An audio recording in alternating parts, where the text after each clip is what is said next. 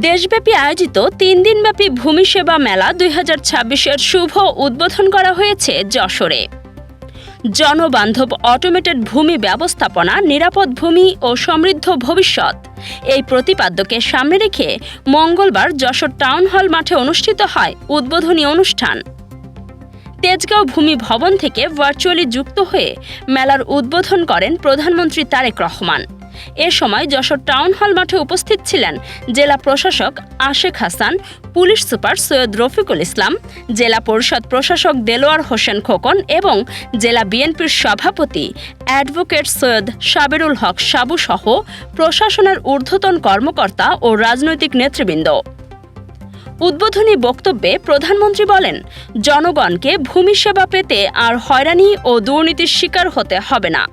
প্রযুক্তি নির্ভর আধুনিক ভূমি ব্যবস্থাপনার মাধ্যমে এখন ঘরে বসেই অনলাইনে জমিজমা সংক্রান্ত বিভিন্ন সেবা গ্রহণ করা সম্ভব হচ্ছে। তিনি জানান, অনলাইনে খাজনা প্রদান, নামজারি ও বিভিন্ন আবেদন কার্যক্রম এখন অনেক সহজ হয়েছে। এছাড়া যারা অনলাইনে সেবা নিতে সক্ষম নন তাদের জন্য চালু রয়েছে ভূমি সহায়তা সেবা কেন্দ্র। ভূমি কিংবা জমি সংক্রান্ত তথ্য হালনাগাদ করা কিংবা খাজনা প্রদান, এইসব বিষয়গুলো সম্পর্কে ইতিমধ্যেই আপনারা যারা আলোচনা করেছেন কম বেশি তাদের কাছ থেকে আমরা জেনেছি, আমরা সকলেই কম বেশি তাদের কাছ থেকে শুনতে পেয়েছি বা জেনেছি। আমি আর সেগুলো আবার নতুন করে বলতে চাই না। উপস্থিতিবৃন্দ, যুগ যুগ ধরে ভূমি জমি সংক্রান্ত হিসাব নিকাশ এবং এসবের ভাগ বাটোয়ার একটি চলমান প্রক্রিয়া আমাদের সমাজ জীবনে বা পারিবারিক জীবনে। জগতের নিয়মে প্রজন্মের পর প্রজন্ম অতীত হয়ে গেল, ভূমি জমি এটা থেকেই যায়। সময়ের পরিক্রমায় একই পরিবার হয়তো একই জমি বিভিন্ন শরিকদের মধ্যে বারবার বন্টন হতে থাকে। ফলে সঙ্গত কারণেই একই পরিবার এবং স্বজনদের মধ্যে বন্টন প্রক্রিয়া কিংবা বিক্রি সূত্রে জমির মালিকানাও বারবার পরিবর্তন ঘটতে থাকে।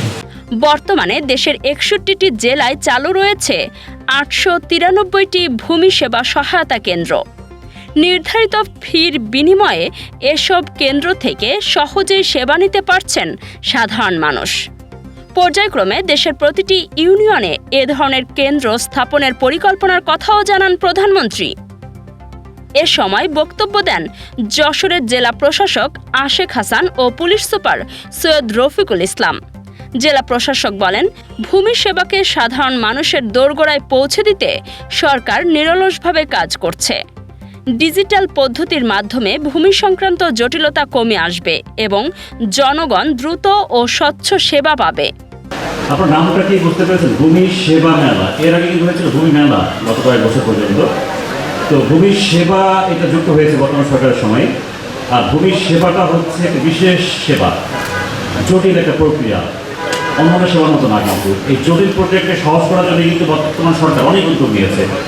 তার মধ্যে একটি হচ্ছে অটোমেটেড করা। আরও বেশ কিছু আমরা উদ্যোগ নিয়েছি। এই মেলাতে সেটা জানাবো আপনাদেরকে। আমরা এই মেলাটি কিন্তু একদিনের জন্য না এবং সমস্ত সেবাও দেওয়া হবে না। এই মেলা হচ্ছে 3 দিনব্যাপী, সারা বাংলাদেশে চলবে, জেলা উপজেলা সব জায়গাতে। 500টি উপজেলাতে চলছে এবং 64 জেলাতে চলছে। এই মেলাতে মূলত আমরা আপনাদের অবগত করবো সরকার যে 3 মাস হলো বর্তমানে হচ্ছে সরকারের। তো এই 3 মাসের অগ্রগতি কতটুকু হলো ভূমির ক্ষেত্রে, ভূমি সেবার ক্ষেত্রে।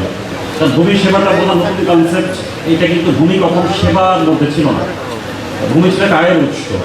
সেই 1765 সালে সেই ইস্ট ইন্ডিয়া কোম্পানি যখন কিনে নিল ভূমিটা ইনকাম করার জন্য, রাজস্ব আয়ের জন্য, তখন থেকে কিন্তু শুরু। এরপরে দেখেন এই রাজস্ব আয় ছিল মূল লক্ষ্য। তো দেশ স্বাধীন হওয়ার পরে কিন্তু এনপিআর আসলো, ন্যাশনাল বোর্ড অফ রেভিনিউ।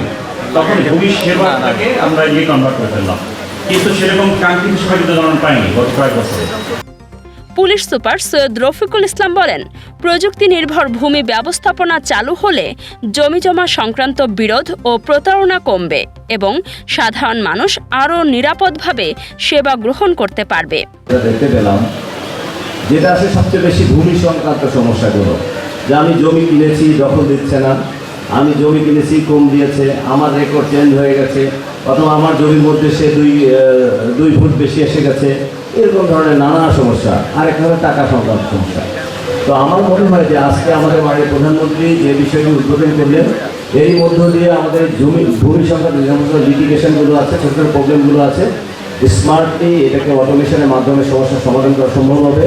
সাধারণ মানুষ, প্রান্তিক মানুষ, আমরা যারা আছি গ্রামে গঞ্জে, আমাদের যারা অল্প স্বল্প জমি জমা থাকে, তাদের এই সমস্যাগুলো সমাধান হলে সবচেয়ে বেশি উপকৃত হবে সাধারণ মানুষ। অনুষ্ঠানে ভূমি মোবাইল অ্যাপের কথাও তুলে ধরা হয়, যার মাধ্যমে নাগরিকদের হাতের মুঠোয় পৌঁছে যাচ্ছে বিভিন্ন ভূমি সেবা। এছাড়া উন্নত প্রযুক্তি ব্যবহার করে নির্ভুল ভূমি রেকর্ড প্রস্তুত এবং ভূমি প্রশাসনের প্রায় সব সেবাকে ডিজিটাল প্ল্যাটফর্মে নিয়ে আসার উদ্যোগের কথাও জানানো হয়। এ মেলার মূল লক্ষ্য হচ্ছে ভূমি সেবা সহজীকরণ, তথ্য প্রযুক্তির এই প্ল্যাটফর্ম সম্পর্কে জনগণকে সচেতন করা এবং প্রান্তিক জনগোষ্ঠীর দোরগোড়ায় সেবা পৌঁছে দেওয়া। রোহিত হোসেন রনির তথ্য ও ভিডিও চিত্রে কাজী সাইমা, রাতদিন নিউজ। নির্ভুল রোগ নির্ণয় সঠিক চিকিৎসার প্রথম ধাপ, আর এই নিশ্চিত স্বাস্থ্যসেবার জন্য কুইন্স হসপিটাল কেন আপনার প্রথম পছন্দ হবে। যশোরে আমরাই দিচ্ছি সর্বাধুনিক ও সর্বোচ্চ কোয়ালিটির মেশিনারিজের নিশ্চয়তা, যেখানে এক ছাদের নিচে সুবিশাল ও মনোরম পরিবেশে সব ধরনের পরীক্ষা নিরীক্ষা করা হয়। আপনার ও আপনার পরিবারের সুস্বাস্থ্য নিশ্চিতে কুইন্স হসপিটাল আছে সবসময় আপনারই পাশে।